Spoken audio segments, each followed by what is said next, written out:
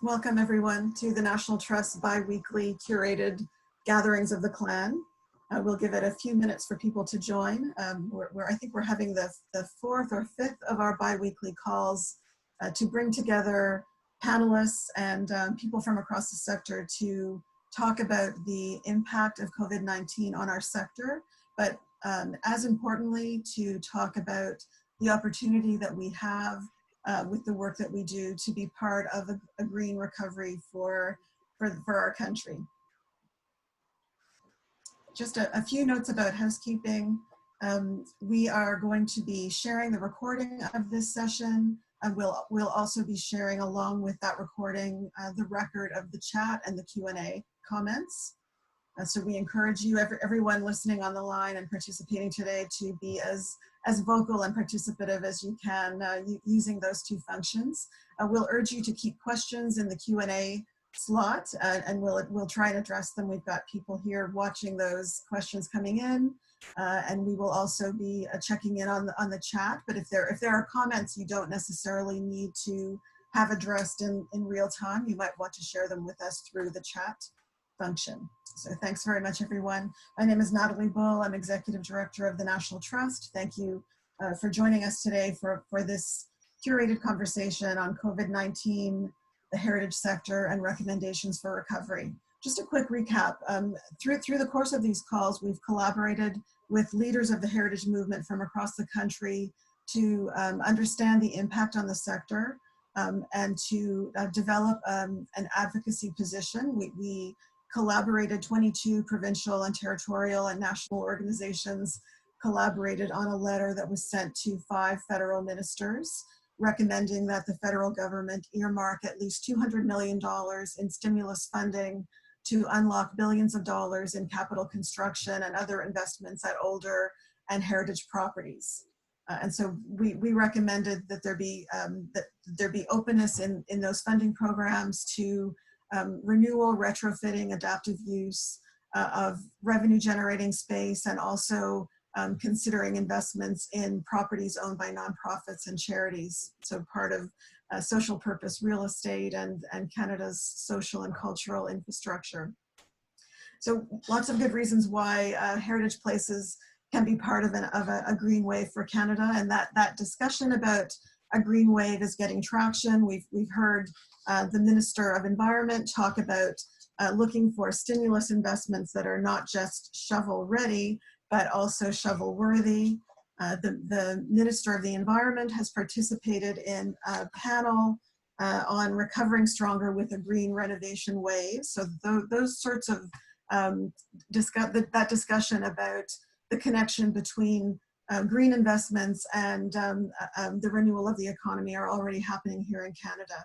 And so we're excited today to bring together panelists who can talk about how to better hitch the wagon of heritage interests and historic places, existing buildings, to these conversations that are happening in Europe and in Canada about a new Green Deal and a green renovation wave for the economy.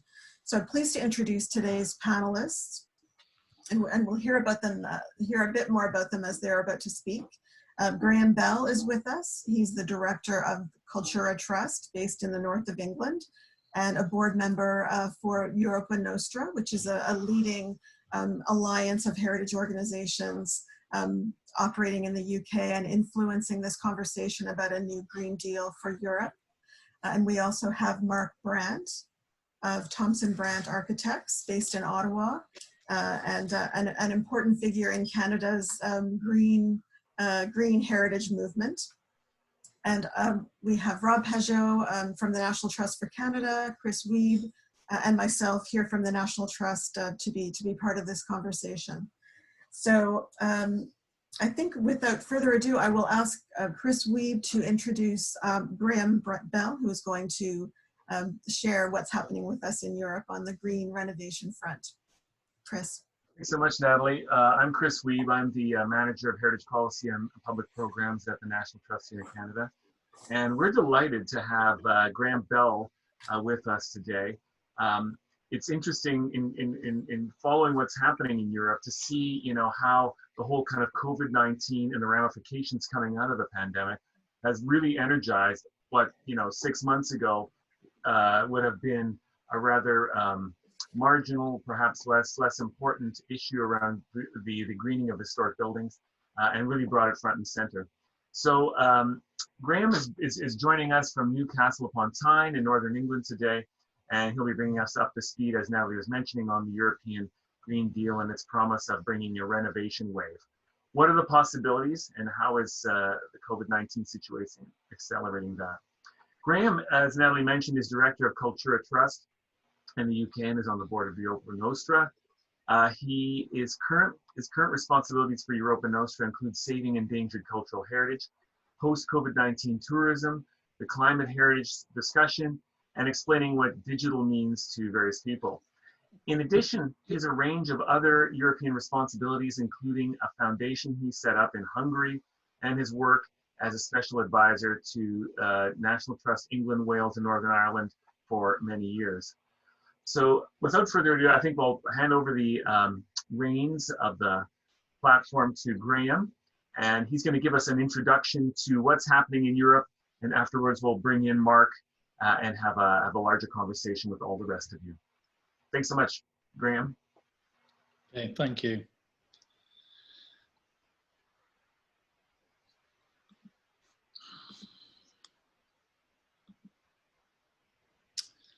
Well, this is fascinating. Hello, everyone.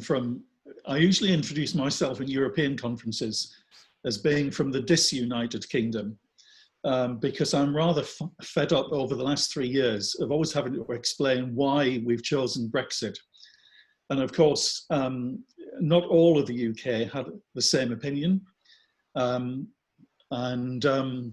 Is my microphone on? Can you hear me all right? Yeah. Okay. It's just my screen isn't shown edged in yellow. Yes. In a sense, Brexit was a great divider rather than a great uniter, because the choice was almost 50-50. The better half succeeded. But of course, we now find ourselves in the position where different parts of the United Kingdom are wanting to come out of the lockdown at different rates and under different criteria.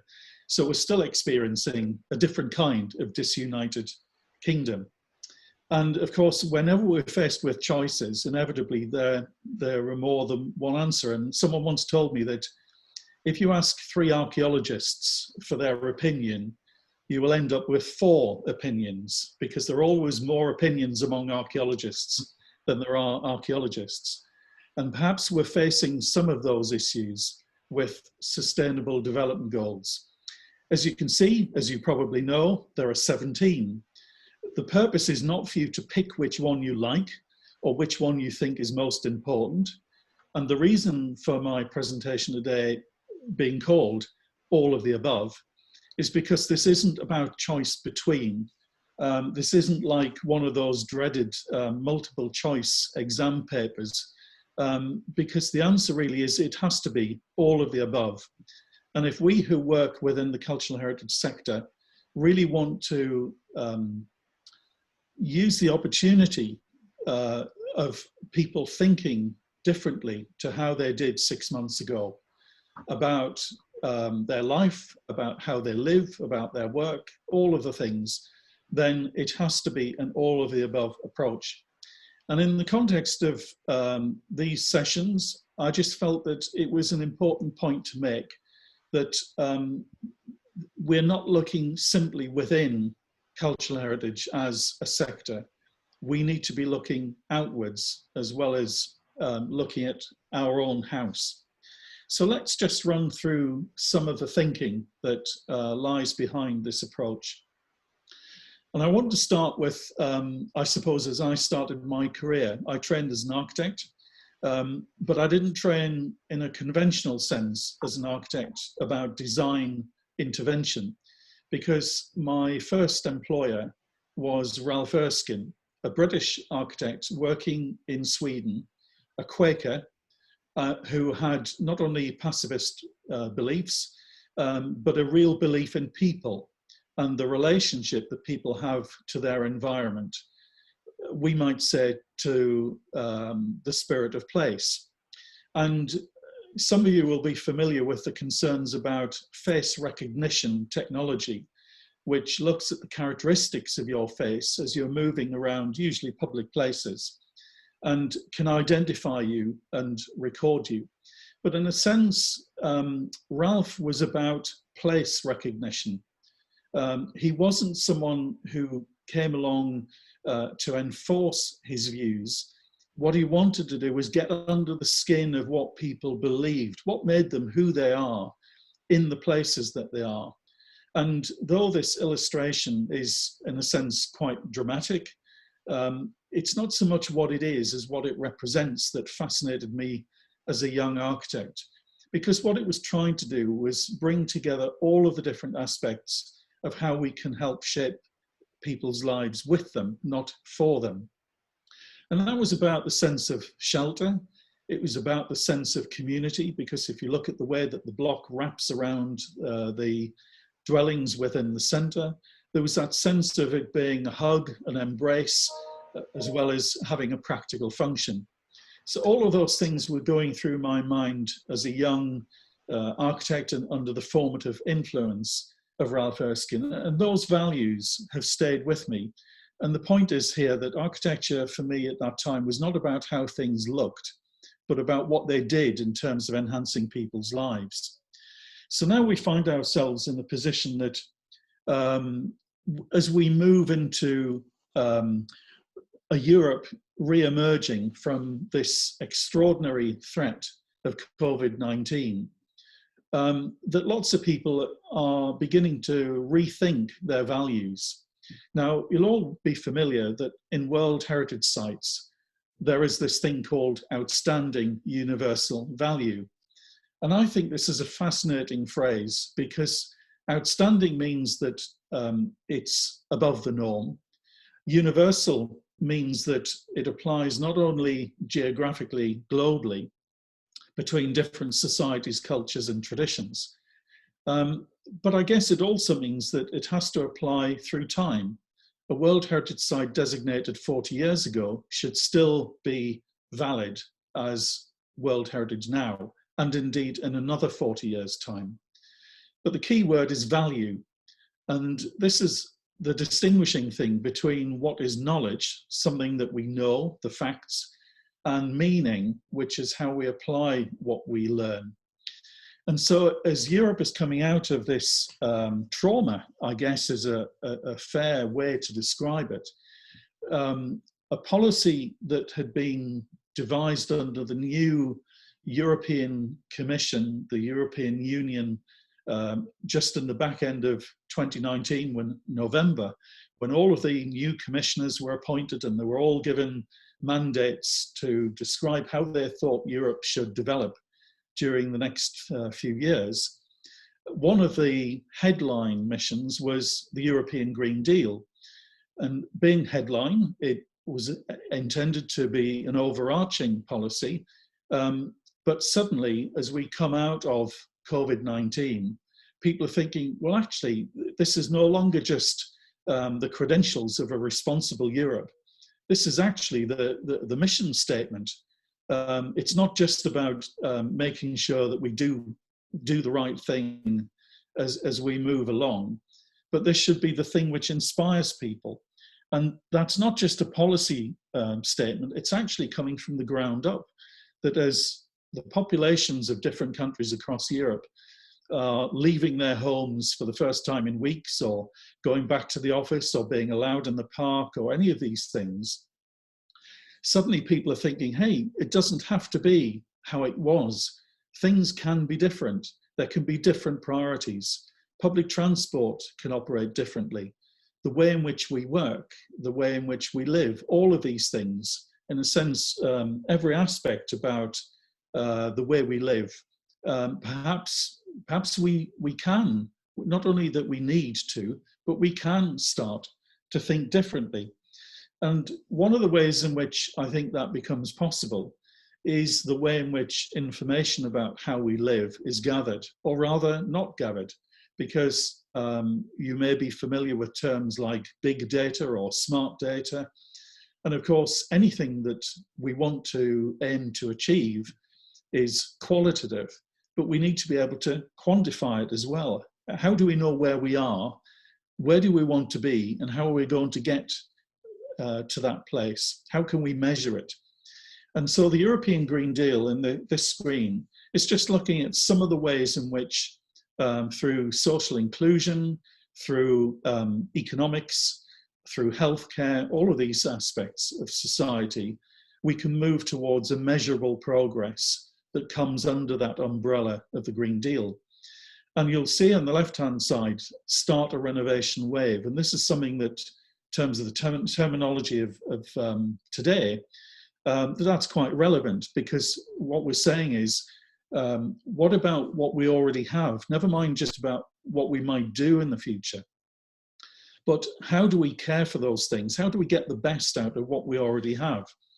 And some of that, of course, is to do with how we use buildings. And that isn't just about new development. The renovation is about recognizing that we've already got embodied energy within the assets that we have that are perhaps being underused or wasted because we're not making best use of them in terms of performance, or perhaps buildings have become disused or even derelict. And therefore, one of the things we need to think about is the life cycle impact of buildings. And obviously, a lot of Green Deal issues are about carbon, but looking holistically, the all of the above attitude to these things is about recognizing that we're not just looking about bringing floor space back into use, but we're looking at how economically that can be achieved and how that benefits these other aspects of the countries that we're living in and our societies that we're contributing to. So the reaction that Europa Nostra has had is through the consultation process that the Commission has invited, is that we're working with ICOMOS to develop a European Heritage Green Paper. Now that might sound a bit boring as a policy document, but in many ways the value of this has escalated compared to if we were doing this without COVID-19 having happened. Because suddenly we're looking at what makes people tick, what is really, really important to people in the context of this umbrella policy of European heritage and its contribution to the Green Deal. And as you can see in the bottom line of this, it's about how we emerge from the pandemic. And even if the pandemic is with us for years even, the reality is that we have to live with it, or we have to move on in such a way that we recognize things like social distancing. We recognize all of those things that perhaps we just took for granted, and now we're suddenly realizing actually many of these things could be taken away from us at very short notice. So it's about trying to think about, I suppose, the cross-cutting themes that you've seen in the previous slide about the interrelationship between all of those things. And we have to contextualize cultural heritage.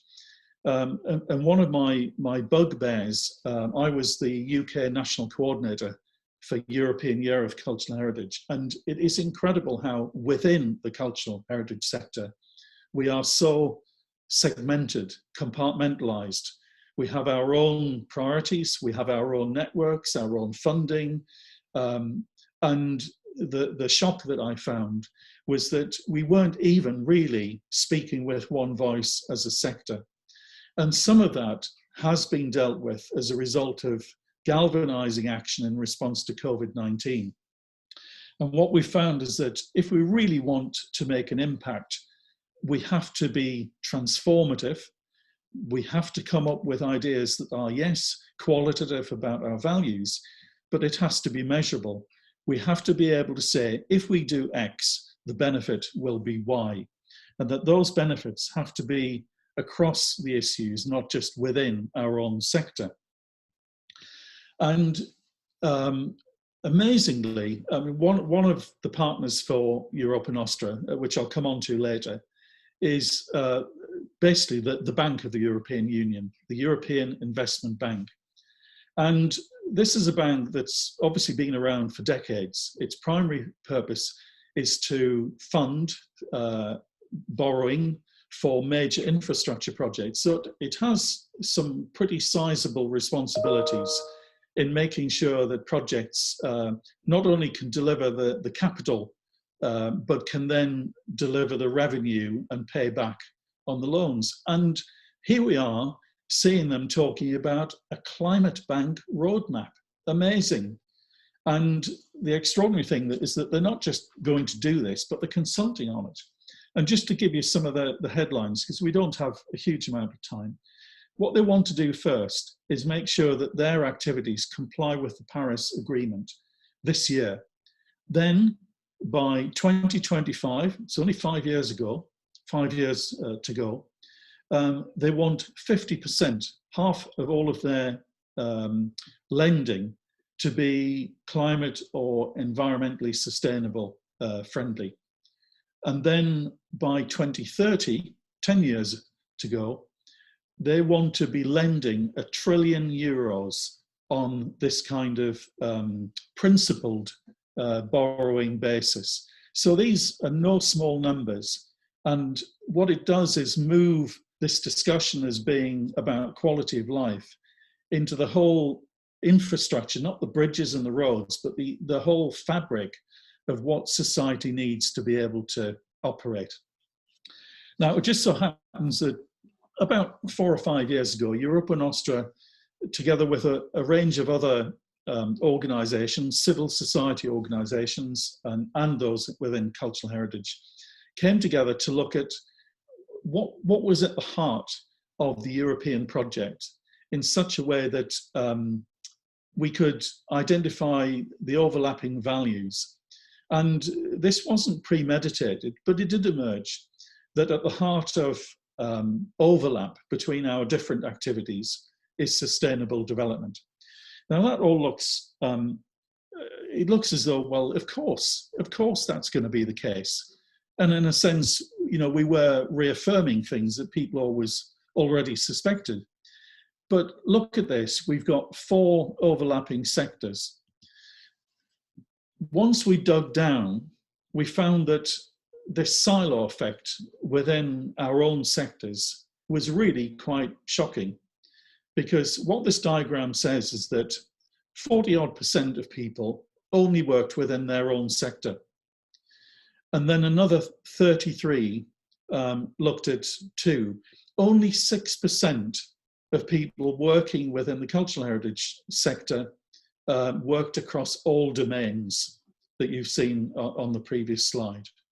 That means that we've got an enormous challenge even to put our own house in order before we can really galvanize action externally. And perhaps, hopefully, COVID-19 is going to provide that stimulus that we'll all get our act together, work together, and influence the wider economic picture.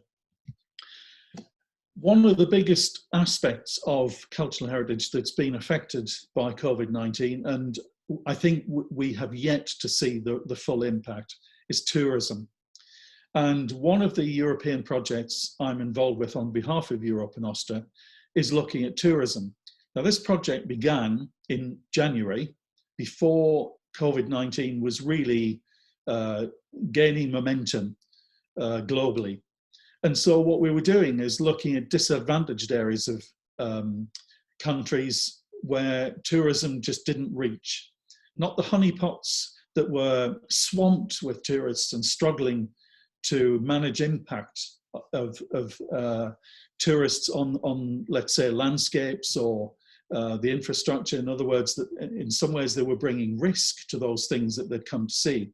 I'm talking about the poorer outlying either extra urban or rural areas that don't have the resources, don't have the expertise to pull in the tourist visitors that would contribute to a sustainable economy.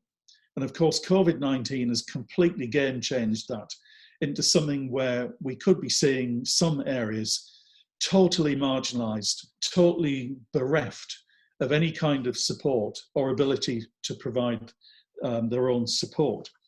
And just to give you an example of what's going on within the National Trust sector, you may or may not have heard that National Trust for England, Wales and Northern Ireland is expecting to lose £200 million as a result of the lockdowns and closures, other impacts on their turnover. It just happens my son works for National Trust for Scotland. Last week, they announced that more than half of all of their staff, their jobs are at risk. So that's about 500 people have been put on notice that within months they may have no job. The number of properties that National Trust for Scotland have means that probably about a quarter at the most will reopen this year, more next year, but some may never open again because of the financial difficulties that they're going through. And if you imagine that that's the kind of challenge facing established, reasonably well-resourced organisations, what about the smaller independent tourism destinations? What about small villages and towns that are promoting what they do in terms of tourism? And I guess the one fascination about COVID-19 is how museums and galleries have rapidly adapted. It's very difficult, it's not impossible, to visit a landscape online.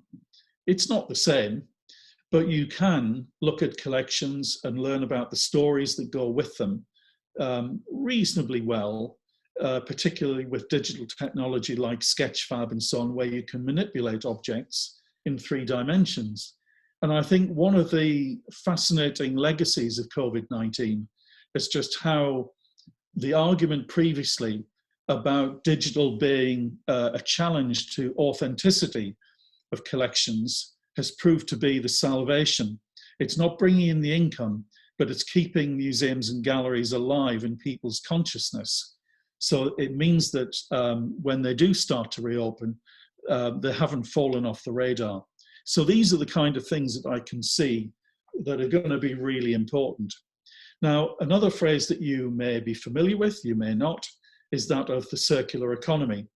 And one of the consequences, I think, of COVID-19 is that if we are going to see less compartmentation within the economy between different aspects like manufacturing, service industries, housing, healthcare, more collaboration, more sharing of resource, we'll probably see more SMEs, small to medium-sized enterprises.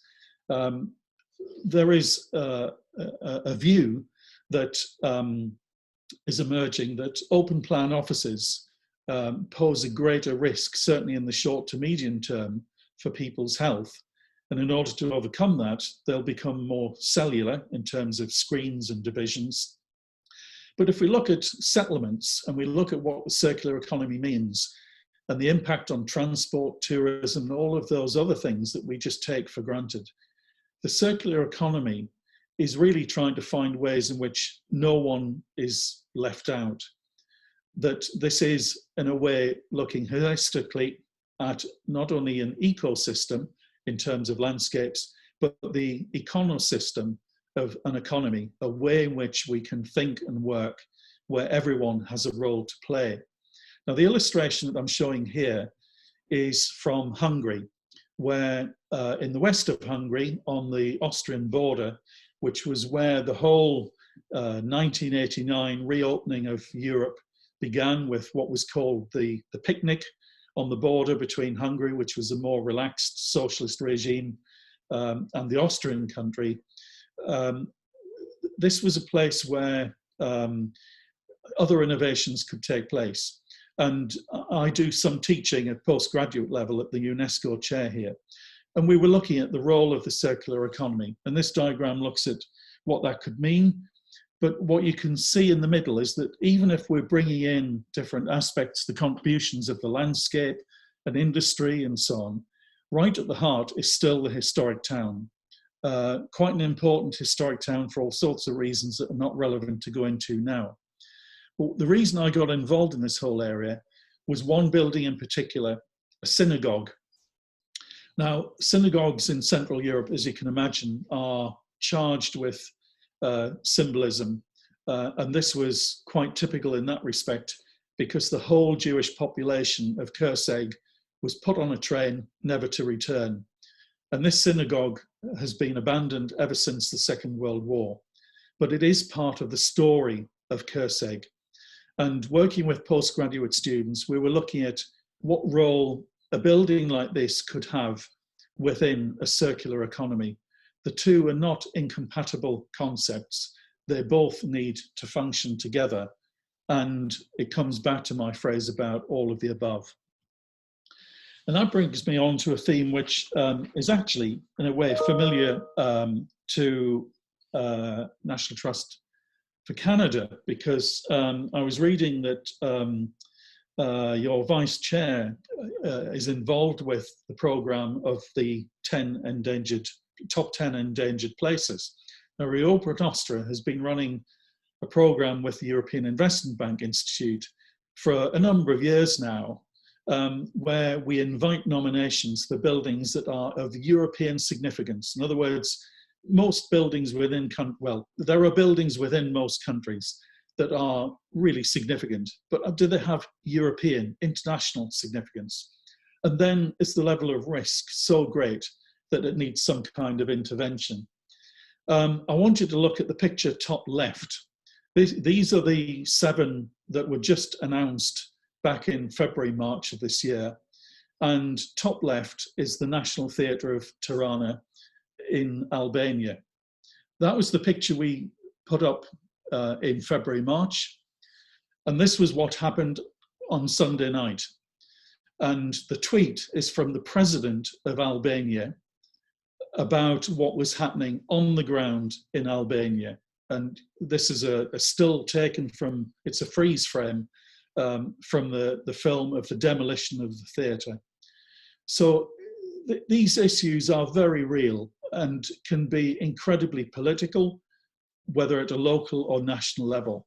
And these are the things that Europa Nostra faces up to, that cultural heritage can be controversial, whether it's the difference between a theatre or a factory or some other function. And the other connection that I come on to, which links, this is in Grimsby, but I'm just pointing out that it's not the Grimsby in Ontario. This is an ice factory which was on a previous 7 most endangered list. Now, this is an example where the port at Grimsby is huge. It was one of, if not the biggest fishing port in the world, and then in Europe, and then gradually declined to the point where now the port has shifted emphasis from fish to offshore wind turbine, taking them out into the oceans and the seas. And it shows that if we're to look at shovel-ready schemes, it isn't just the building itself or the asset that we need to look at.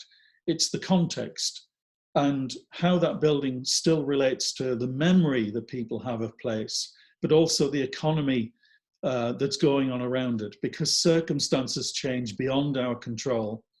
And I'm in discussions with a developer and the various authorities about how this building can be brought back into productive use, complicated by the fact that it's not just a building, but being an ice factory, much of the machinery that gave the building its function is still intact. So I want to move towards conclusion and just say that here is another European program which I've been involved with, where sometimes it isn't enough to talk policy. It isn't enough to talk about programs and in the general. We have to move right down into the particular. And that means case studies and leading by example.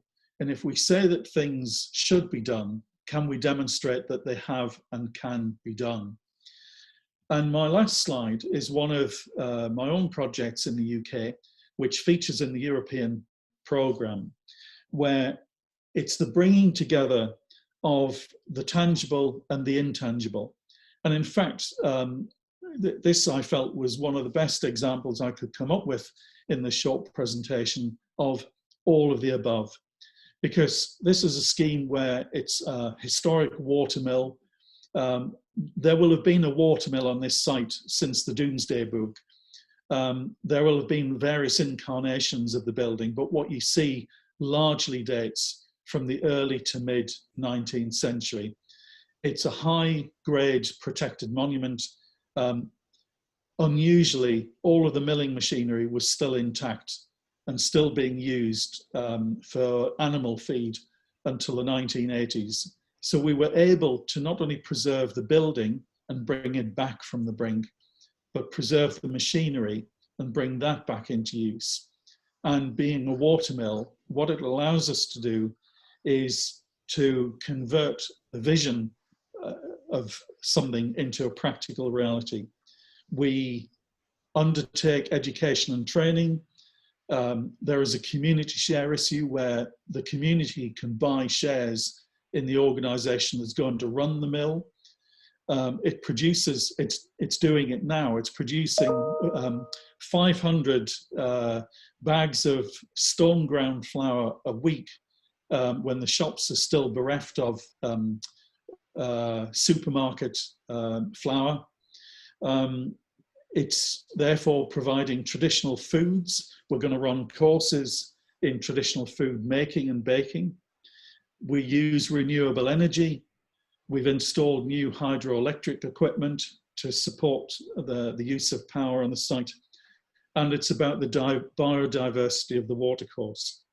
So my conclusion really through this Pro-Heritage Europe project that this also is part of is to say that whatever we're doing, we must share. We must share the values, we must share the skills and traditions which are in short supply everywhere. And we must, if we're going to go towards shovel-ready schemes that have green credentials that are a real response to COVID-19, then we must look at all of the sustainable development goals and promote the fact that cultural heritage crosses and unites all of them. Thank you. Thank you so much, Graham. This has been a really terrific kind of overview of what's happening in Europe in terms of what's happening at the political level, what's happening at sort of thinking around the intersection of green and sustainable places. It's also brought, I'm glad you wove that in as well, about the challenges facing cultural heritage sites now. It's been part of our discussions at these gatherings with the National Trust for Canada here last couple of sessions. So great to hear about what's happening in Europe and how they're trying to mitigate that. One of the things I want to come back to in a second or a little bit later in this conversation, is about how you in Europe have been working to amplify the heritage voice, bring it together in terms of that kind of fragmentation I think we experience here in Canada as well. But let's hold that and come back to that in a second. First, I want to bring in Mark Brandt here in Ottawa to comment on some of the sort of greener dimensions of the things that you were discussing. Just briefly, Mark Thompson Brandt. He's the principal and senior conservation architect and urbanist at MTBA and Associates here in Ottawa. He has over 30 years of experience in architecture, planning, and urban design and conservation. As I mentioned before, he's the co-chair of the APT Sustainable Preservation Committee. He's also co-chair of the Zero Net Carbon Collaboration for Existing and Historic Buildings, created in 2017. This group is working to ensure discussion of historic building and embodied energy is part of the growing discussion around deep green rehabilitation initiatives and existing buildings. So Mark, I'm wondering if you have reflections on what you're seeing in terms of the growing discourse around the greening, deep green retrofits, retrofits in general now, just in the whole kind of post-COVID stimulus discussion, and historic places. What are you seeing from your vantage point at the ZNCC, the Zero Net Carbon Collaborative, among other things? Yeah, thanks, Chris. The first thing I want to say is to thank Graham for bringing this Green Deal across and onto Canadian shores, because I think this is a fantastic example of what we need more of in North America. The zero net carbon collaboration for existing and historic buildings is primarily North American, although we have some European members, and essentially we're trying to coordinate a global response. Essentially, the case needs to be made for the reuse of existing buildings, and it comes down to not just a climate response, but the broader health response that I think we're going to see coming out of COVID. One of the things that Graham has sort of taught us today, I think, is that as we come out of COVID, whenever that is, there's a great reality check for all segments of society, really. And it's very much true that it could have a very positive impact and could be a pivotal moment for heritage conservation in Canada and around the world. But I really think we've got to communicate that leap between health and safety and green communities, which translates into a much higher level of adaptive reuse and rehabilitation and deep greening, retrofitting of our heritage stock and all of our older building stock. I noticed on the slide that Graham showed at least a doubling of renovating of existing buildings. And I think that's a very good sort of minimal floor to shoot for in the next 10 to 20 years. I like the fact that the Euro Investment Bank is setting those goals, because we're not going to get anywhere without financiers realizing the enormity of the task is huge. We really have to mobilize. Another thing I really liked about Graham's presentation is to say, in our sector, we are in a series of silos. Graham suggests perhaps 4 silos. We really need to act in harmony and in concert together in order to deliver our message. And I think one of the things that the Climate Heritage Network coming out of ICOMOS, and Graham mentioned briefly, is something that the Zero Net Carbon Collaboration is involved in, and that is the Climate Heritage Network's Climate Action Plan has 8 planks to that platform, and we are working in conjunction with the California State Historic Preservation Office to lead dozens actually of groups to make the case for building reuse through better metrics. Graham mentioned big data, smart data. We need the data, we need the facts and figures to show our politicians, our policymakers, and the public the advantages, economic, social, environmental, and post-pandemic advantages of this huge new wave that they're doing in Europe of building reuse and renovation. And we need to deliver that message. We need to come together quickly and deliver that message well.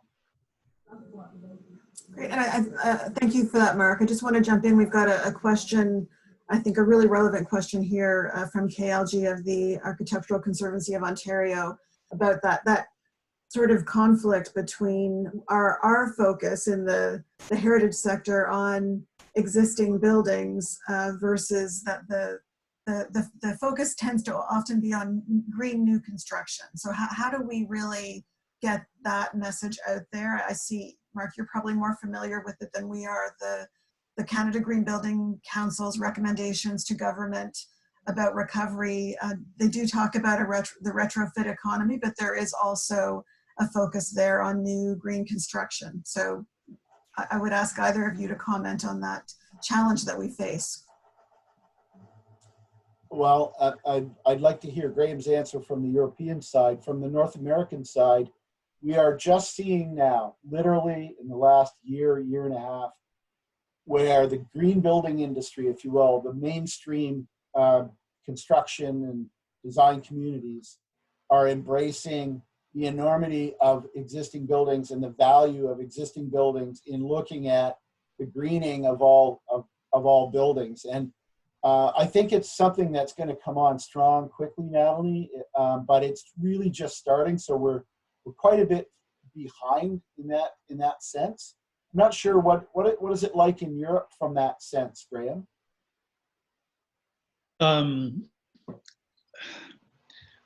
I was thinking that those of us who are looking at retrofit to give historic buildings a new lease of life in such a way that is sympathetic to their character, but also to the needs of the occupants, are in a sense between the stools, because there are those, particularly in the property sector, who would consider that historic buildings are an impediment to modern economic standards. But there are also the purists, and I don't mean that in a derogatory sense, but there are those for whom retrofit is bad news for historic building. And that those who consider that historic character is the absolute priority don't countenance retrofit as being an acceptable way forward. And I come back to my slides where I was saying about getting our own house in order, is that there isn't a consensus within the cultural heritage sector to then be able to structure compelling arguments to the economists and real estate sector that actually this is common sense.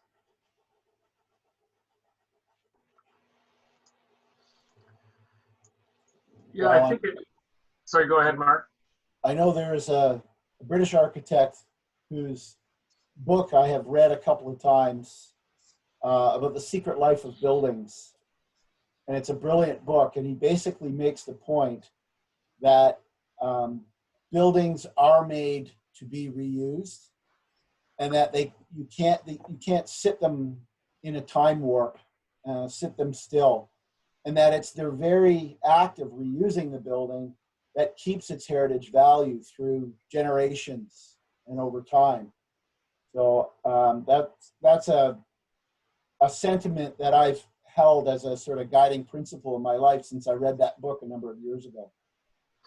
Graham, I want to ask you about building on what Mark was saying about, is the European, that ICOMOS initiative, and I think in concert with Europa Nostra, the European Heritage Green Paper, is that going to be a fundamental tool you see to trying to knit together those two kind of solitudes, those two stools, to bridge the two stools, to use your metaphor?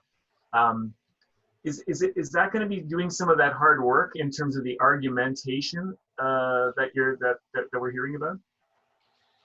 Absolutely, because we felt that we can challenge the high-level policies of Europe, and we might be able to give examples about why that should happen. But we felt that it really needed to be pulled together into a more coherent, everyone talks about roadmaps and so on, and we just felt we had to really give some substance. The other reason for doing it was even looking beyond Europe into the postponed COP26 that would have taken place in Glasgow in November. And therefore, it's trying to bridge between the doers, the people who are trying to make things happen and need guidance as to what the best action is. Then the sort of policymakers, whether it's at a municipal level, a national level, or a European level, and then looking at the global picture. And we felt that taking ICOMOS, which has that global view, and Europa Nostra, which has that more intense European view, was a good, and indeed through its network, because we have about 250 NGO members and another 100 other associated members, is that we got access to this body of knowledge. How can we channel that into something really tangible at the time when it can have maximum impact?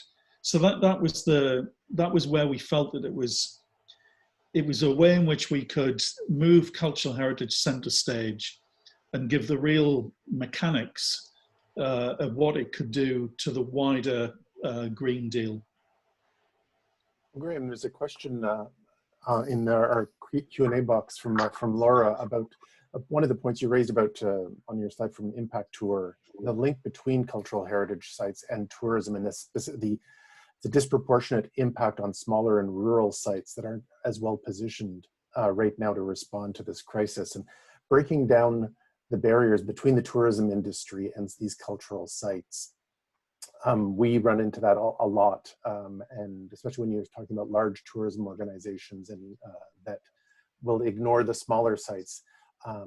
Any insights into how in Europe those smaller, independent, and perhaps less centrally located sites are responding and breaking down that barrier between the tourism industry and these sites?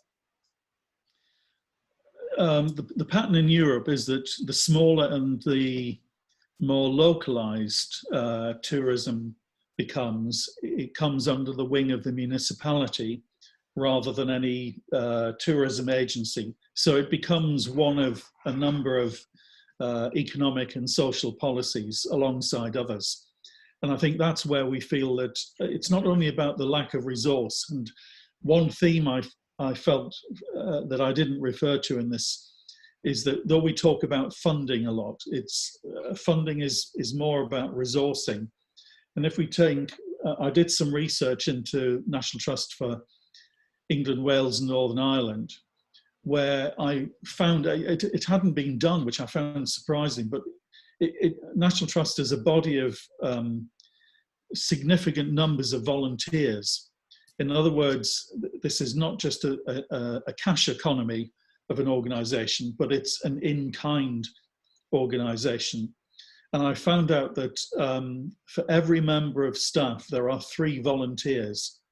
And that the total value, if those volunteers had been paid, the total value to the National Trust was about 13% of their turnover.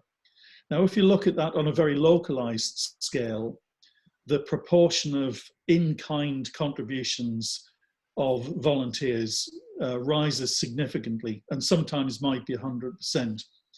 And I can understand the question to a degree, though I don't know the detail that underlies the question about what the barriers are by the, what was it, the bureaucracy of government departments. Because generally speaking, we don't find that it's a problem other than it's a lack of resource. It's not that they're obstructive, it's that they simply don't have either the expertise or the resources to be able to make things happen. And I think the impact to a project is that its aim is to come up with a tool that smaller independent municipalities, sites, individual sites can use to develop that expertise and the resource to get on the radar, because if they're just not on the radar, then they've really just got no chance of being able to, in a sense, gradually build their contribution and benefit from tourism. I don't know if that underlies the point that was being made.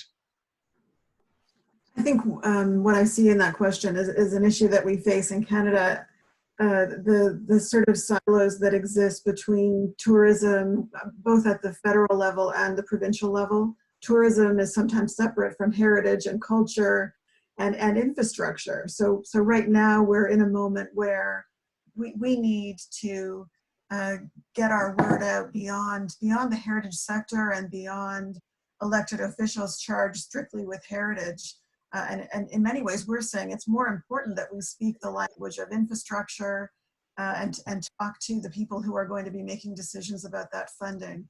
And I think what's interesting, you talk a bit, hopefully, Graham, about the impact of COVID and how it's bringing heritage organizations together. I hope that it will also bring governments together and different parts of government to take a more horizontal approach to the decisions that are being made about funding. And we know the classic directing stimulus money to new construction is the easy thing to do. And I think we're hearing glimmers of a more kind of comprehensive consideration of the opportunity that we now have and what, the imperative for the economy and for climate to make smart decisions about these investments. I think one of the things we'll see in Europe is the more vulnerable, smaller venues either will close, or if it's museums and galleries, they may have to merge with others in order to safeguard the collections. Some of that is already happening. I've seen emergency appeals for theatres, for some museums, because the level of support they need is life-threatening to them. And I guess what will happen, as you can imagine in any society, is that either people will get together or they'll compete. And at the moment, it's too early to tell which of those is going to happen. And the answer is probably both will happen across Europe. Good. Another question building out of the Q&A box here. Mark Donna is asking about training, and I want to throw that out to either Mark or Graham around the danger with green retrofits around people that do not have experience with historic places going in doing things that are not sensitive. And we're hearing discussions coming out of the US around the need for more heritage conservation or historic preservation training there to build into stimulus measures. Are you seeing, Mark or Graham, a challenge around the existing kind of workforce and around the need to recalibrate some of our discussions around training as well as just around the economic issues? Well, again, I'm anxious to hear Graham's experience in Europe from the Canadian point of view, and because of my involvement with APT, I think I can speak somewhat about the North American experience. We had about 5-10 years ago a very serious challenge with lack of skilled traditional trades people. And since that time, there has been quite a large push, and to a certain extent, that has been alleviated certainly in Canada, and I don't know about the U.S. However, as part of this push for a much higher degree of deep green retrofit or rehabilitation and preservation of historic buildings, I think we're going to go back to that problem again of training. And I think you can't, I love what Natalie said. We need to speak the language of infrastructure. So if we're targeting, heritage rehabilitation through infrastructure programming, we speak that language, and part of infrastructure programming is in fact training. And I think that they do need to be tied together. The problem is we need it now, and we can't have a 2-year or 5-year training delay. It's interesting that the Canada Green Building Council recommendations to government for recovery start with a $500 million investment in training to make sure we have the workforce to actually implement a low carbon building environment. There again, we need to borrow that language. We need to be on that same page. I think it's intrinsic. With infrastructure, you need training. It's as simple as that. There was a survey done probably about 12 years ago in the UK, which identified the skills shortage, traditional skills shortage, which said that the typical time-served, experienced craftsman, stonemason, blacksmith, or someone like that, is probably aged over 50, only has 1 or 2 employees who are not being trained up to take over the business, and that they will retire within 10 years and the business will probably close. And it shocked the whole sector into feeling that if we don't do something now, as you describe it, it takes time to attract, infuse, train, give the experience to someone who is competent. Frustratingly, disappointingly, that deficit still exists. There have been lots of initiatives and people have come through, but not fast enough and not enough people coming through. And the other point from today's discussion is that even if we're training people in traditional skills, if we were public funding them, then the checks and balances form part of the funding project to make sure that they're being supervised, people are being trained, so that at the end of the project, they have a legacy. The project has a legacy. And that's what I was thinking about your term of shovel-ready projects, that this isn't just about floor space or a building. This is about the skills, the investment in the people who transform that building back to life, so that the legacy is not just the economic gain or the social gain if it's housing or a community centre. It's all of the investment in the people. But what we're talking about today is that that's just traditional skills. But the Pro Heritage project that I mentioned at the end of the presentation is that the vast majority of professionals and craft workers don't know how to adapt those skills to take into account climate change, which might be about where to source materials with the lowest carbon impact, how to reuse as much as possible rather than replace. It's about the mindset, and that's something that we're working on now, because it's just, in most countries, it's just not happening at all. Thank you very much, Graham. Unfortunately, we're going to have to wrap it up there. It's been a really fascinating hour of conversation, and it's the beginning of a conversation we need to keep having. As we learned from our government relations expert a few weeks ago, the most important thing we can do now as a sector is to get the word out and to talk about shovel-ready heritage and historic places as an important part of a green renovation wave. And we also need to substantiate the ask for funding that we've made. We need to be ready with those great projects that are worthy of investment, projects that are shovel-worthy, not just shovel-ready. So I encourage everyone to check out the National Trust website. Right on the homepage, you can find a link to our COVID response page where you can get information about letting us know about your shovel-ready heritage projects. Tweet about them as well. Get the word out there. We need all of those key federal ministers who will be making decisions to know that historic places and existing buildings are an important part of Canada's economic recovery plan and climate action plan. So you can see here on the screen, the next gathering call will be on Tuesday, June 2nd. Please join us and be part of this important conversation. Today, I'd like to sincerely thank Graham Bell from the Cultura Trust and Mark Brandt from MBTA for being part of the conversation, and along with my colleagues here from the National Trust, Rob Peugeot and Chris Wiebe. Thanks very much, everyone. We'll talk to you in 2 weeks. Thank you. Thank you.